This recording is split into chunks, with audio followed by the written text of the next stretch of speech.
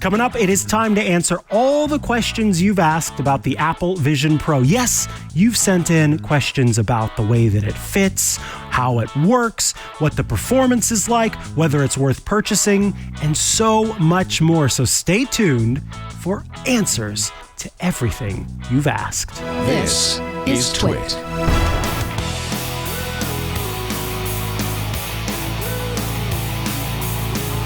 Hello, I am Mikah Sargent, and today, as promised, we are doing our Q&A, our questions asked and answered episode, all about this, the Apple Vision Pro, the thing I'm wearing on my face right now that, because I'm wearing on my face, is somewhat masking my eyes.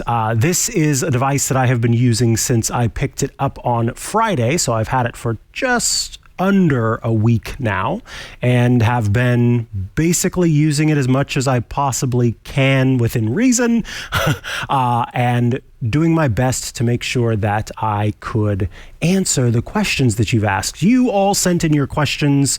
If you are Club TWiT members, you sent those to us in Discord. If you, maybe you are, and you've sent them to us elsewhere, but I have gathered those together along with the help of some folks here at TWiT, and I plan to kind of break it down in some categories as we talk about what you need to know about the Apple Vision Pro. I should say, not even what you need to know, what you wanted to know about the Apple Vision Pro. Hey, that rhymes. All right, so with that in mind, I am going to bring over my little video here. This is a Mac.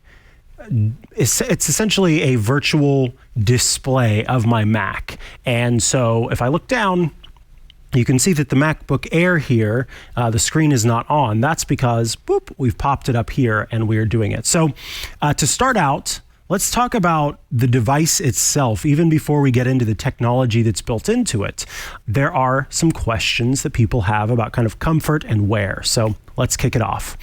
Is the Apple Vision Pro heavy? We had one listener who asked, what is the weight actually, like on the head? How long are you able to wear it before it becomes too much? Now, in answering this question, I think it's important to understand that everybody's experience is going to be different. When Apple first showed off the Apple Vision Pro, they showed it with what they called the Solo Loop. This is a band that would go on either side of the Apple Vision Pro and wrap around the back of the head. And it has this little wheel on it that lets you tighten or loosen the orange little strings that are connected to it, right? And so this would go on the back of your head and it would kind of pull it tightly to your face. Well, then they introduced the dual loop band, which is what I'm wearing on my head. And I and many others have found that the dual loop band is a much more comfortable experience. However, despite the fact that it is a much more comfortable experience, for me, it has been overall an uncomfortable experience. I have worn this for as long as it took to watch 2.5 movies. So, 2, 3, 4 hours of wear. And I found it to be something that has caused tension headaches, that has caused my cheeks the cheekbones in my face to start to hurt. Anytime I take this off, there's this little line across the top of my nose where this headset is kind of weighing down. And I also have a line across the top of my forehead where it's being pressed up against my forehead. Some folks have claimed that they've been able to wear this all day, 10, 12 hours. And I say more power to them. I think that's incredible if you're able to. But in terms of the comfort for me, it has not been a comfortable experience. And I have heard that from other folks who've used this. When it comes to the sort of duration at which I'm able to wear this, I would say comfortably for me, I want to take it off after an hour at most. The next question, does the Apple Vision Pro feel secure when you're wearing it? A listener asks, does the strap feel as secure or comfortable or more secure and or comfortable than others with headsets as you rapidly look around? So this is kind of talking about if you were going to be doing something that involved a lot of movement, particularly there are some fitness options that you have in Meta's Quest and in other headsets. And so to answer the question here, does it feel more secure and comfortable? I would say no, it does not feel more secure or more comfortable. One of the interesting choices that Apple made with the headset, with the Apple Vision Pro, was to make the light seal, which includes the light seal itself and the cushion, the device that's kind of behind it that actually presses up against your face. Both of those portions are magnetic. And so they attach to and here we've got, this is great. We have another device so I can show you that this will actually kind of connect very easily. So, okay, good. So this light seal cushion has magnets on the back of it, and then the light seal itself also has magnets, and so it comes off and snaps in. Now, because of that, you are actually instructed not to grab the Vision Pro anywhere near these two pieces, because if you do, you could risk having it demagnetize, essentially, for the magnets to come apart and for it to drop to the ground.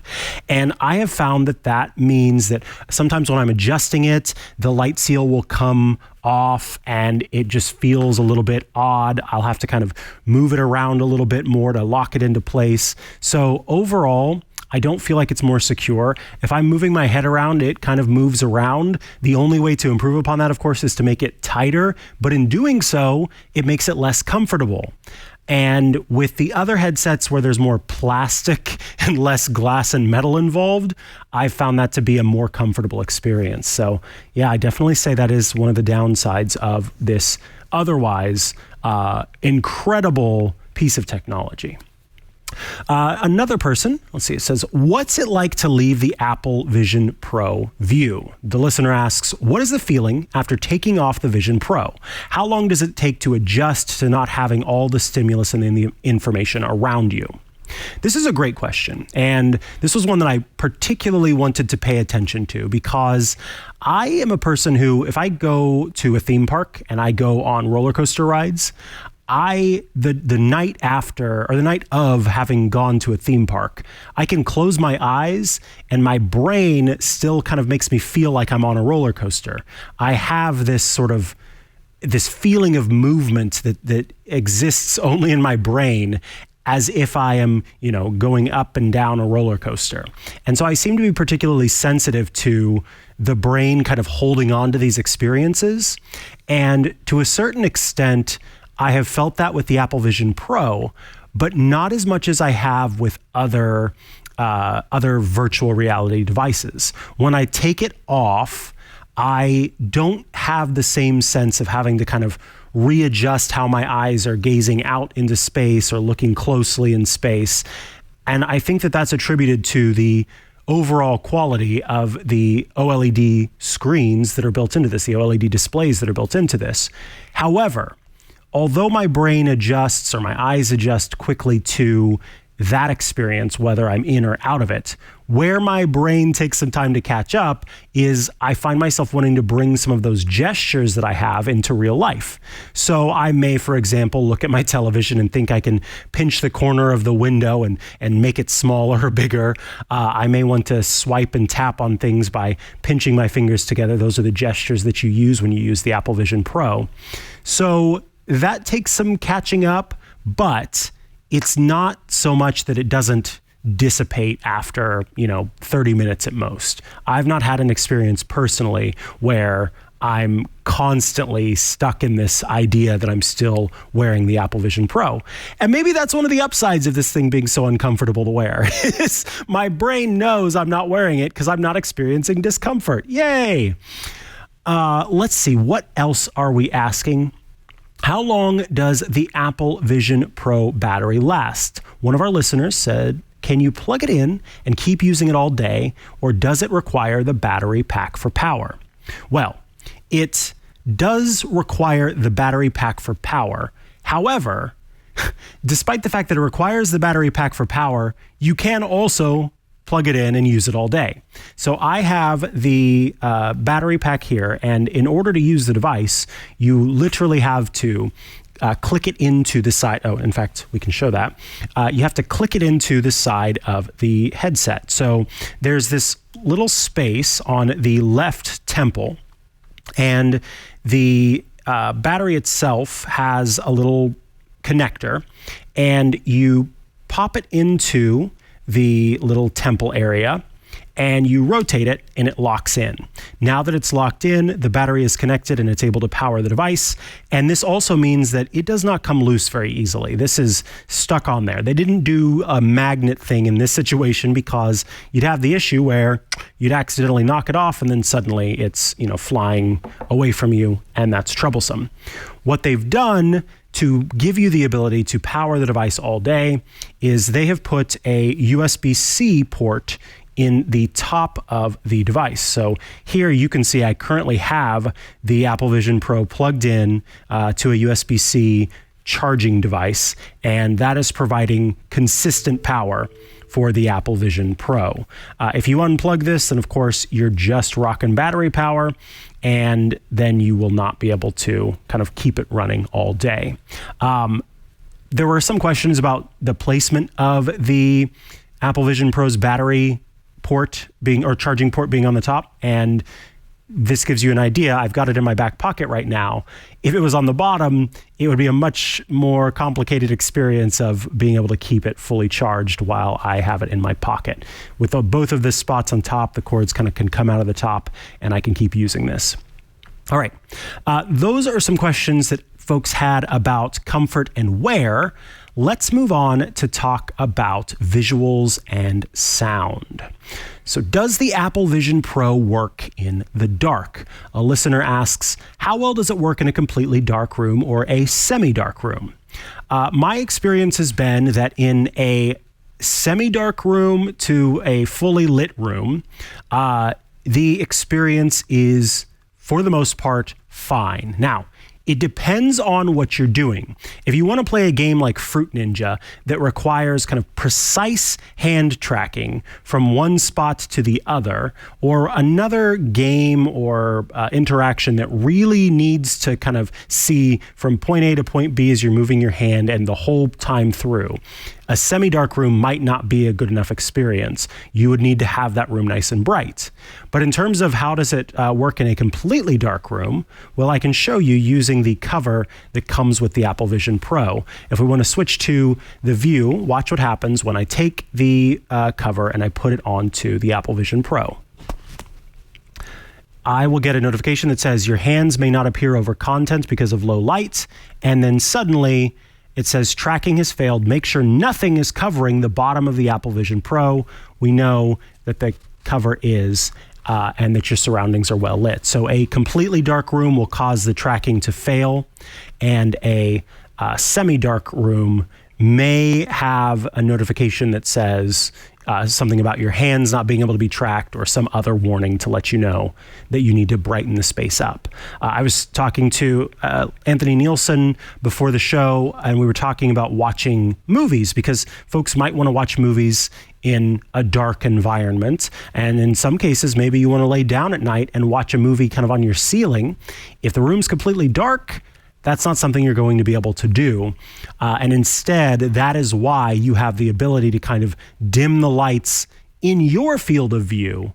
Even if the rest of the room might be bright in real life, Apple Vision Pro can kind of bring down the lights for you in your space. Let's see, what else? So, do you really need lens inserts to use the Apple Vision Pro? We received questions from 2 listeners. If you wear glasses and you don't have the Vision Pro Zeiss lens, does it really matter if you're just trying it out for 10 minutes? And is it really necessary to use corrective lenses? I assume with a screen that close to your eyes, it would be fairly clear. Good questions. And I spoke to some folks who typically wear glasses or some other corrective lens, who were making use of the headset. And there is a difference in the experience if you do need corrective lenses, but depending on the level of correction that you need, and also, yes, if you're nearsighted versus farsighted, those will play a role in what things look like for you. So it's what's important to understand is that there's a lot going on when it comes to the Apple Vision Pro. There are multiple cameras that are looking at your eyes to view how your eyes are moving and use that as a matter of tracking. The two displays will adjust based on where your eyes are placed as you're looking around and gazing at different parts. That is how you do the interactions. And all of that is going to impact your experience with the Apple Vision Pro.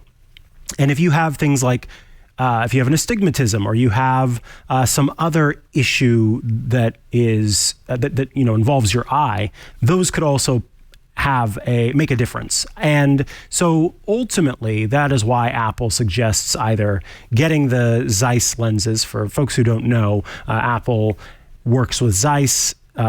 You send your prescription in, and then Zeiss sends you the proper lenses for you and your prescription specifically. If you have contact lenses, though, in many cases, it's okay to wear those contact lenses and use that along with Apple Vision Pro.